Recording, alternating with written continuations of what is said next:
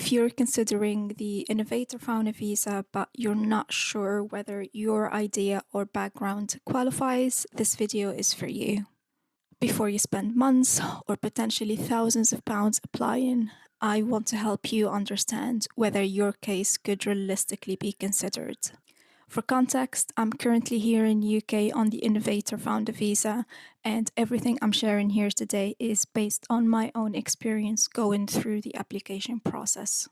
In this video, I'll break down what the application process looks like, how it works, and what endorsing bodies look for, so you can quickly assess whether this route even makes sense for you.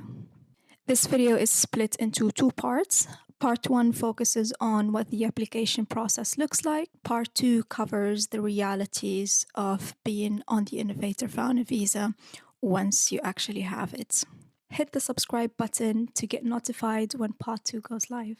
I'll walk you through business plan requirements and how these are different depending on the endorsing body, the endorsing body application process, and what happens if you get endorsed.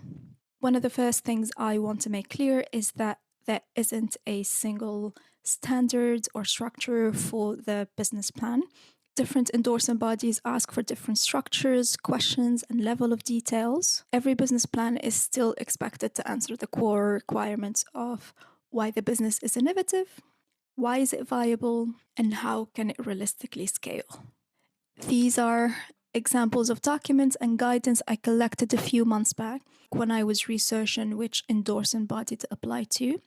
You can pause and read through these, and some of these information can be obtained directly from the endorsing body's website, noting that you can apply either as a new business or an existing business. A new business meaning that you have an idea, but the business is not established yet or you don't have any sales.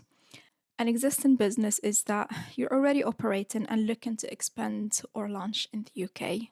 In either case, you'll generally need to cover these top-level business areas in your business plan.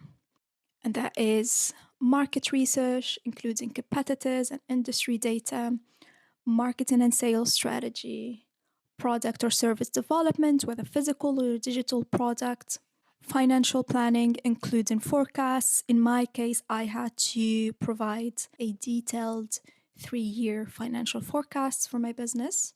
If you're applying as an existing business, expect to provide financial documents, and that includes your balance sheet, profit and loss statement. So overall, be prepared to have all of these information and financial documents in your business plan, regardless of which endorsing body you choose. And if you like more details on how to write the business plan content, let me know in the comments below and I can share how I approached mine. All right, the endorsing body application process. Now, separate from the business plan content, let's talk about the application process itself, how you actually apply, what the steps look like. In practice, the process differs between endorsing bodies. Some endorsing bodies ask you to fill the business plan on their internal platform. Others will ask you to send a PDF document of your business plan. Once you've chosen the endorsing body and submitted your application, expect them to come back with questions or to ask further documents. Now, to go back to what I've mentioned earlier about the assessment fees. The assessment fees are luckily the same across the endorsing body. It's set by the Home Office. If you're applying from outside of the UK, it's £1,000. If you're applying from the inside of the UK, then you pay VAT, and that is £1,200. And then once you get endorsed, there's annual checkpoint reviews. And for that, you would need to pay a checkpoint review fee. And that is £500 plus VAT, so it's £600. I'll cover that in part 2 of the video. So what happens if you do get endorsed? If you make it to the stage, honestly, congrats. It's a big milestone. Once you're endorsed, you move out of the endorsing body stage to the visa application stage. And this is actually the more straightforward part of the process. The endorsing body will issue an endorsement letter for you, and you will be using that as part of your checklist for your visa application with the Home Office.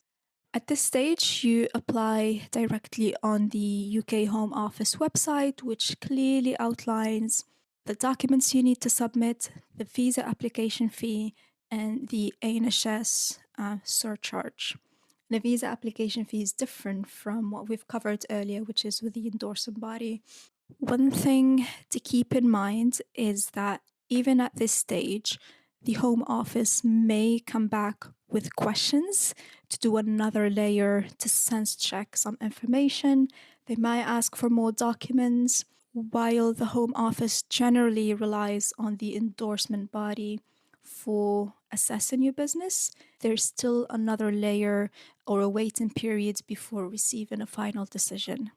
So that's a high level overview of the application process or the endorsement stage of the Innovator Founder Visa from my own experience. If you got questions or you're currently applying or doing more research on this visa route, feel free to drop them in the comments and I'm happy to answer those. I'd also love to hear about your experiences so far. And subscribe to stay tuned with part 2 and future videos where I'll provide more details on what's it like to be on this type of visa, what are the commitments, and the things I wish I knew beforehand.